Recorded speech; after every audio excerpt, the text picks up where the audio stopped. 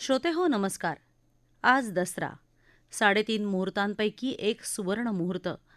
शक्ती उपासनेच्या नवरात्रीनंतर येणारी दशमी ही विजयाचं प्रतीक म्हणून आज विजयादशमीचा सण साजरा केला जातो. असुरांबरोबर युद्ध करून दुर्गेनं विजय प्राप्त केला म्हणून आजच्या दिवसाचं औचित्य साधून देवीच्या कोटी कोटी रूपांपैकी दुर्गा आणि ललिता या स्वरूपांचं काळानुरूप वैशिष्ट्य तसंच दसऱ्याचं महत्त्वही वृत्तविशेषमध्ये आपण जाणून घेऊया.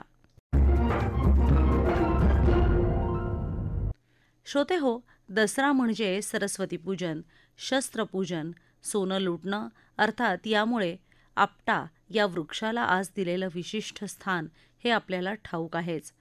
भारतीय संस्कृतीमध्ये साजरं होणारं नवरात्र म्हणजे शक्तीच्या उपासकांची अंतर्बाह्य शुद्धी करून शक्ती वृद्धिंगत करणारा उत्सव आहे.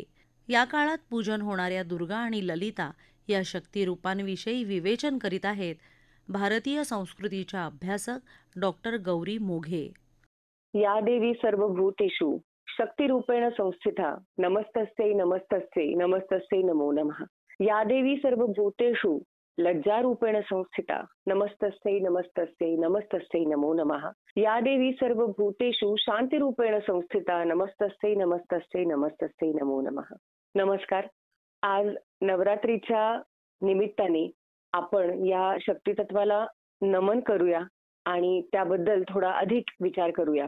मी जे हे 3 श्लोक सुरुवातीला उच्चारले त्यामध्ये जी शक्तिरूपिणी आहे तिला नमस्कार, जी लज्जा रूपिणी आहे तिला नमस्कार आणि जी शांती रूपिणी आहे तिला नमस्कार असं म्हणाले.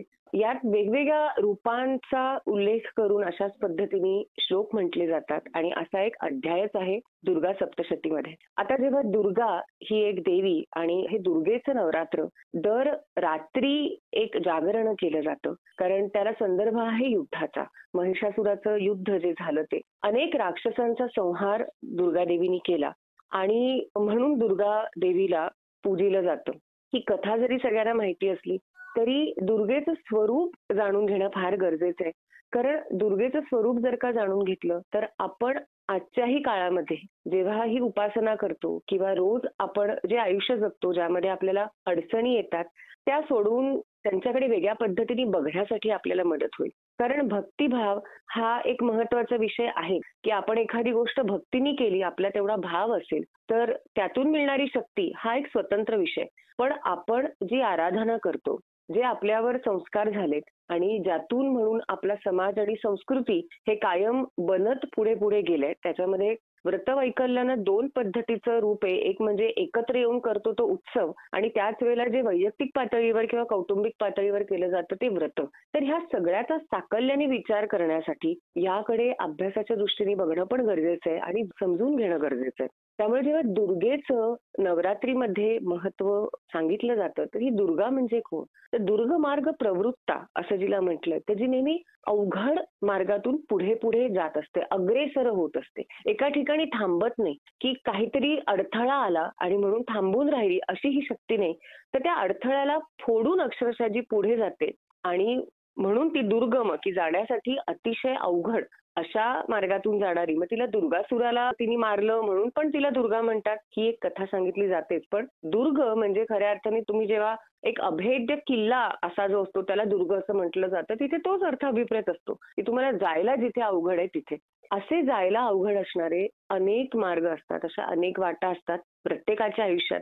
त्यामध्ये पुढे जाण्यासाठी जी प्रेरणा आहे, जी शक्ती आहे ती ही दुर्गा देवी. आता 2 पद्धतीने विचार करायला पाहिजे कारण या नवरात्रीमध्ये जसं दुर्गेचं महत्व आहे तसं तुमच्या लक्षात येईल की अजून एक तिथी आहे जी अतिशय पवित्र मानली जाते आणि एका वेगळ्या रूपाची त्यामध्ये पूजा होते आणि ती म्हणजे पंचमी. तर अष्टमी नवमी हा दुर्गेला प्रिय तिथी आहेत आणि दुर्गाष्टमी असंच म्हटलं जातं. पण या दुर्गेच्या नवरात्रीमध्ये ललिता पंचमी खूप मोठ्या प्रमाणात साजरी केली जाते. त्या दिवशी उत्सव म्हणून पण स्त्रिया एकत्र येऊन काही गोष्टी करतात आणि घरी पूजा पण केली जाते, पाठ केला जातो ललिता सहस्रनामाचा. मग आता हे दुर्गा आणि ललिता या दोघी एकाच उत्सवामध्ये कशा काय? आणि मग बरोबर आहे शक्ती एकच आहे पण त्यांचे रूप कुठे बदलतं? तर अगदी थोडक्यात सांगायचं तर ज्या अवघड मार्गातून ही दुर्गा म्हणून पुढे जाते ती तिचा अवघड मार्ग पूर्ण झाल्यानंतर तिला जिथे पोहोचायचंय तिथे पोहोचल्यावर जेव्हा ती शांत होते आणि फक्त आनंद स्वरूपिणी अशी जी राहते ती देवी म्हणजे ललिता.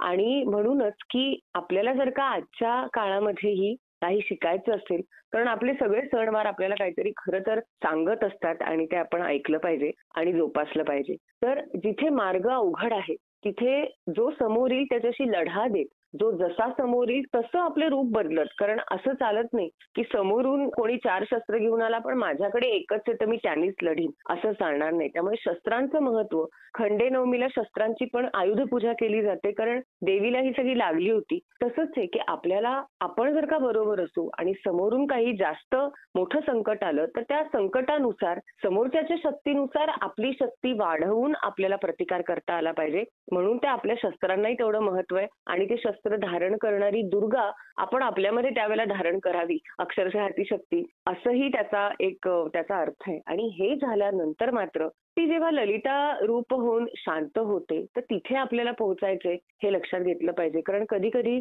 अखंड तुम्ही संघर्षात असाल तर त्या संघर्षामध्ये तुमचं व्यक्तित्व हरवून जाण्याची कधी कधी शक्यता असते. तो आनंद जो आहे तो गवसतच नाही. तर तसं मात्र आपल्या संस्कृतीला सांगायचं नाही. या पुराणांनी या कथांच्या रूपातून हाच आपल्याला संदेश दिलाय की दुर्गा म्हणून सतत संघर्ष करत राहा. पण जेव्हा अशी वेळ येईल की तो संघर्ष संपेल तेव्हा तुमच्याकडे फक्त आणि फक्त आनंद राहायला पाहिजे. आधीच्या संघर्षातून आलेला कडवटपणा नको. त्यामुळे कसं की ललिता जशी अत्यंत आनंद रूपिणी आहे, आनंदाव्यतिरिक्त तिच्या ठाई काही नाही आणि ती जशी शांतपणे विराजमान होते, परत ती कशी आहे, ती महामंत्रा, ती मंत्रस्वरूपिणी आहे. तर हे जे सगळे मंत्र म्हटले जातात, उच्चारले जातात देवीच्या उपासनेमध्ये, त्या मंत्रामध्ये जिचा वास आहे ना तीच ललिता. त्यामुळे आपण जे म्हणतो, दुर्गा सप्तशती असेल, ललिता सहस्रनामाचा पाठ करणं असेल, तुम्ही एक श्लोक म्हणा, काहीही म्हणा, पण तो आनंदाने म्हणा. कारण त्या श्लोकामध्ये जी शक्ती वास करते ती आपल्याला शक्ती देणारी दुर्गा पण आहे आणि आनंद स्वरूपिणी ललिता पण आहे. त्यामुळे आपल्याला ह्या दोन्ही गोष्टींची गरज भासत राहते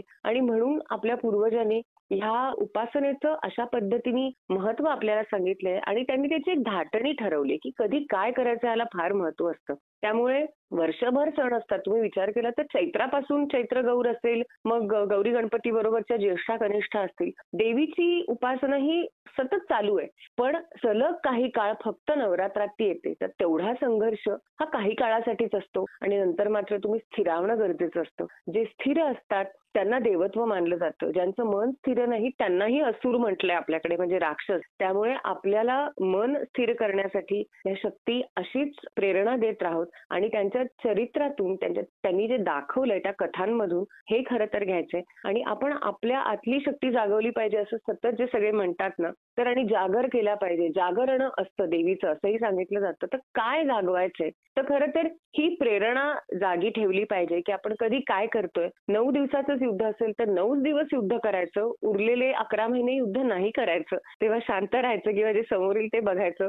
हा संयम पण आपल्याला दुर्गाच शिकवते आणि युद्धाआधी आणि युद्धानंतर कसं समाधानाने असलं पाहिजे हे आपल्याला देवी ललिता सांगते. त्यामुळे या दोन्ही देवी आणि हे शक्ती स्वरूप आपल्याला असंच सतत सतत प्रेरित करत राहो, हीच देवीच्या चरणी प्रार्थना. श्रोते हो, आज दसऱ्याच्या शुभ मुहूर्तावर घरोघरी पक्वान्न रांधलं जातं. तसंच नव्या वस्तूंचीही खरेदी केली जाते. याबरोबरच आपल्या संस्कृतीमध्ये सीमोल्लंघन करण्याची परंपरा आहे. आजच्या काळात आपल्या क्षमता, कौशल्य विकसित करणं हेच सीमोल्लंघन आहे. याविषयी अधिक माहिती देत आहेत जयराज साळगावकर. विजयादशमीच्या निमित्ताने आपण सीमोल्लंघन करतो. हे निव्वळ भूमीचं सीमोल्लंघन नव्हे जे पूर्वीच्या काळी व्हायचं. हे सीमोल्लंघन हे आपल्या आकांक्षा, इच्छा, अॅम्बिशन या सगळ्या गोष्टींचं सीमोल्लंघन आहे. की एका सीमेपर्यंत मी काल जगत होतो, आज त्या सीमेच्या पलीकडे जाऊन मी स्वतःची प्रगती करून घेणार. एरिया जे आहेत प्रगतीचे किंवा ज्ञानाचे हे मी वाढवणार आहे, त्याच्या मी पलीकडे जाणार आहे. अशा प्रकारचं हे सीमोल्लंघन आहे की कुठलीही जी मर्यादा आहे ती मर्यादा नाहीशी करून नवीन मर्यादा पुढच्या याच्यापर्यंत मी निर्माण करीन अशी इच्छा बाळगून हे केलेलं सीमोल्लंघन. सीमोल्लंघन म्हणजे ग्रोथ, वाढ. हा एवढा भूखंड, एवढा एक विद्येचा भाग किंवा कसलाही भाग माझ्याकडे आहे, त्याची सीमा ओलांडून मी पलीकडे जाणार म्हणजे माझी ग्रोथ होणार, माझी वाढ होणार. आणि कुठल्याही प्रकारचं ती दुसरी बाजू आकुंचन किंवा मी मागे येणं हे माझ्या हातून होणार नाही. जे होईल ती प्रगती होईल. पाऊल हे पुढेच पडेल. सीमोल्लंघन म्हणजे पाऊल पुढे पडणे, वाढ होणे, नवीन दिशाच्या मागे जाणे, नवे ज्ञान मिळवणे, नाविन्य जीवनात आणणे, इनोव्हेट करणे, नवीन गोष्टी, असा त्याचा व्यापक अर्थ आज देणं आवश्यक आहे. राजे राजवाडे आणि सरदार दरकदार जे सीमोल्लंघन करायचे तेव्हा फक्त जमीन हाच भाग असायचा. आता जमीन हा भाग राहिला नसून इतर क्षेत्रामध्ये सीमोल्लंघन करण्याची गरज आहे आणि ते आपण करत असतो. आणि माता भवानी आपल्याला ते करायला ताकद देते, इच्छा देते आणि बळ देते. श्रोते हो, ज्ञानेश्वर माऊली, तुकाराम महाराज यांच्यासह अनेक संतांनी दसरा, सीमोल्लंघन या विषयांचा आपल्या रचनांमधून उल्लेख केला आहे. दसऱ्याचं महत्त्व आणि सीमोल्लंघन याविषयी अधिक माहिती देत आहेत हरिभक्त परायण भागवताचार्य तुकाराम महाराज मुंडेशास्त्री. आज विजयादशमी म्हणजे दसरा, नवरात्रीच्या नंतर येणारा हा पवित्र सण. खरं तर जीवनामध्ये नवविधा भक्ती यावी लागते म्हणजे नवरात्री साजऱ्या होतात. आणि नवविधा भक्तीच्या नंतर दशमीवर विजय मिळवणे म्हणजे विजयादशमी. दशमी याचा अर्थ 10 इंद्रिय. थोडक्यात 10 इंद्रियाला जिंकणं म्हणजे विजयादशमी. आज रावण जाळल्या जातो. आपण काय जाळायचं? कुविचाराचा रावण आपण जाळायचा आहे, कुप्रवृत्तीचा रावण आपण जाळायचा आहे, कुसंगतीचा रावण आपण जाळायचा आहे. आज प्रत्येकाच्या मनामध्ये एक भीती निर्माण झाली आहे की मी रात्री अपरात्री बाहेर पडलो तर माझं काय होईल. ही भीती मनातली संपवायची, भीती जाळायची आहे. त्याचं नाव आहे रावण दहन. आज सीमोल्लंघन केलं जातं. अज्ञानाच्या प्रांतामधून ज्ञानाच्या प्रांतामध्ये सीमोल्लंघन करायचं. कुविचाराच्या प्रांतामधून सद्विचाराच्या प्रांतामध्ये सीमोल्लंघन करायचं. कुसंगतीतून सत्संगतीकडे सीमोल्लंघन करायचं. रावण म्हणजे तरी काय हो? आपला अहंकार आहे ना, त्यालाच रावण म्हणतात. थोडासा अहंकार कमी करायचा आहे. हे आपट्याची पानं आपण सोनं म्हणून देतो, खरं तर ती सोन्याची देवाणघेवाण नसते हो, ती विचारांची देवाणघेवाण असते. कनिष्ठांनी ज्येष्ठांना सोनं द्यावं, त्यांचं दर्शन घ्यावं, त्यांचे आशीर्वाद घ्यावेत. ज्येष्ठांनी कनिष्ठांना त्यांच्या पाठीवरून हात फिरवावा आणि त्यांना आशीर्वाद द्यावा. काही गोड गोष्टींचं मार्गदर्शन मुलांना करावं. सगळ्यांनी अहंकार संपवण्यासाठी विजयादशमी आहे. श्रोते हो, देशाच्या उत्तर भागात आज रावण दहनाचा कार्यक्रम खूप मोठ्या प्रमाणावर आयोजित केला जातो. आजच्या काळात रावण किंवा रावणासारखे असुर, राक्षस अस्तित्वात नाहीत, परंतु विघातक शक्ती मोठ्या प्रमाणावर आहेत. म्हणूनच वाईटावर चांगल्याचा, असत्यावर सत्याचा विजय म्हणून विजयादशमी असंही म्हणतात.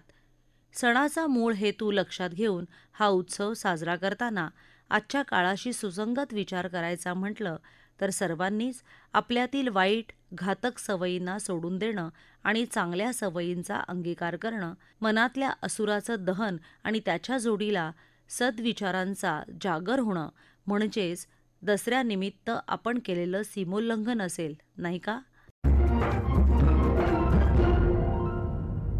श्रोते हो, आपला वृत्तविशेष हा कार्यक्रम आपण न्यूज ऑन AIR या ॲपवरही लाईव्ह ऐकू शकता.